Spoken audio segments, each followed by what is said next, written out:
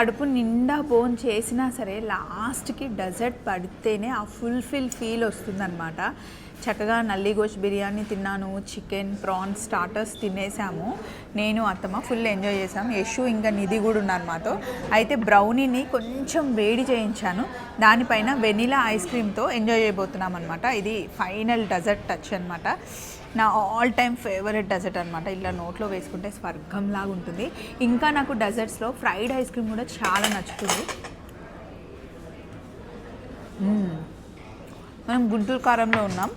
నేను యశు ఆర్డర్ చేసిందేమో మట్కా జున్ను, ఇదేమో నిధి ఆర్డర్ చేసింది ఆప్రికాట్ డిలైట్.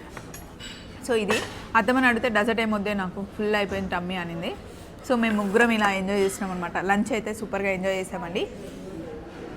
ఈ మూడింటిలో మీకేది ఇష్టం? మీ ఓటు దేనికి? నాకైతే ఇదే.